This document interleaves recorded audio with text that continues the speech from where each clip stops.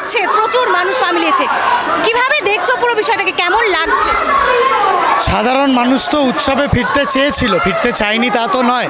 বছরে একবার দুর্গাপুজো আসে, সাধারণ মানুষ পার্টিসিপেট করতে চায়, কিন্তু এই সরকারের জন্য এই যে 9ই আগস্ট থেকে ক্রমশ এই যে ডিলে করে গেল সব কিছু, তথ্য প্রমাণ লুট করা থেকে আজকে তো এই সাধারণ মানুষের মিছিলের ওপরে দোষ চাপিয়ে লাভ নেই যে মিছিল চলছে বলে লোকে উৎসবে ফিরতে পারছে না বা কেনাকাটি কম হচ্ছে।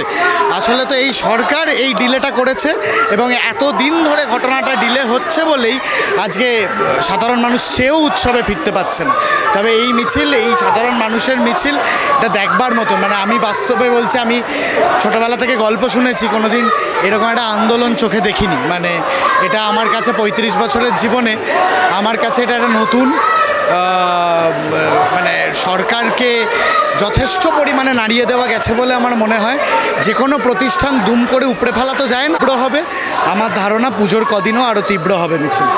শ্রোতা, তুমি নিজেও সিনেমা জগতের মানুষ, আমরা জানি এই পুজোর সময় নতুন নতুন সিনেমা প্রকাশ হয়, মুক্তি পায়, এবং সেই রীতিকে বজায় রেখে এই বছরও কিছু সিনেমা মুক্তি পাচ্ছে এবং সেটা নিয়েও কিন্তু ট্রোলের শিকার হতে হচ্ছে শিল্পীদের। এটা নিয়ে কি বলবো? না, আমি একদমই এটার পক্ষে নই। এই ট্রোল করা যারা করছে আমি তাদের পক্ষে নই, কারণ খুব স্বাভাবিকভাবে ভাবতে গেলে আমাদের সবাইকে আমাদের কাজ করতে হবে। হয়তো সিনেমাটা সাধারণ মানুষের কাছে এন্টারটেনমেন্ট, কিন্তু আমাদের কাছে সিনেমা, থিয়েটার এগুলো কাজ। তো এখানে আমরা যারা প্রত্যেকে সাধারণ মানুষ আছি, ডাক্তাররা অফিস করে, স্কুলে পড়ায়, সবাই কিন্তু নিজেদের কাজকর্ম সামলে, বা তোমরা যারা জার্নালিস্ট তোমরা নিজেদের কাজ করছো। আমার কাজও থিয়েটার করা, আমার কাজও ফিল্ম রিলিজ করা, ফিল্ম বানানো। তো এবং সেই জায়গা থেকে আমাদের কাজ এটা মানুষের কাছে হয়তো এন্টারটেনমেন্ট, কিন্তু কাজও করব আমরা, আমাদের প্রতিবাদও চালাবো, কারণ দিনের শেষে আমাদের কাজ করতে হবে। নাহলে আমাদের আনসার্টেন ফিল্ডে আমরা বিলং করি, আমাদের কাজের আজ কাজ আছে কাল কাজ নেই। তো সেই ফিল্ড থেকে বিলং করে আমাদের কাজ করতে হবে এবং প্রতিবাদও আরও তীব্র করতে হবে যেভাবে চলছে। সৌরভ দা, এই তিলোত্তমা বা অভয়াকে কি আজকে পণ্য হিসেবে ব্যবহার করা হচ্ছে? যারা এই আবেগটাকে তাদের কাজের বা তাদের সিনেমার প্রচারের জন্য ব্যবহার করছে, সেটাকে কি নিয়ে কি বলবে?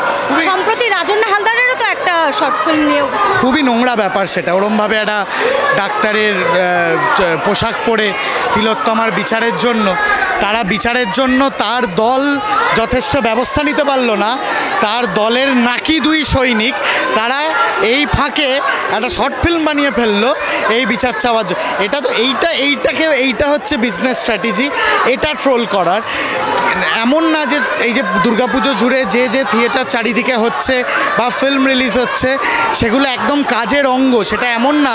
আজ টেক্কা, বহুরূপী যেটাই রিলিজ হোক, যেগুলো রিলিজ হচ্ছে এমন না এই ঘটনাকে কেন্দ্র করে ব্যবসা করার জন্য একটা সিনেমা বানানো হয়েছে। অনেক দিন আগে সেই সিনেমার প্ল্যান, সেটা বানানো হয়েছে, সেটা মুক্তি পাচ্ছে, সেটা অনেক দিন আগেই প্ল্যান ছিল পুজোয় মুক্তি পাবে, সেটা মুক্তি পাচ্ছে এই পুজোয়। বা আমরাও থিয়েটার করছি, অষ্টমীর দিন আমরাও থিয়েটার করব, নবমীর দিন নান্দিকা, সবাই থিয়েটার করব। তো এমন না যে এইটাকে ইউজ করা, এটাকে কেন্দ্র করে।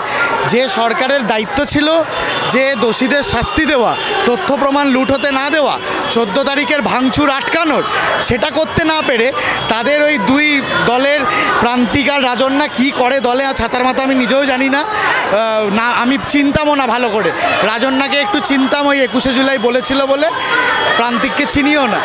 তো এরা এই কাজে না নেমে এরা এটাকে ইউটিলাইজ করে একটা ছবি বানিয়ে ফেলছে, এটা নোংরাম।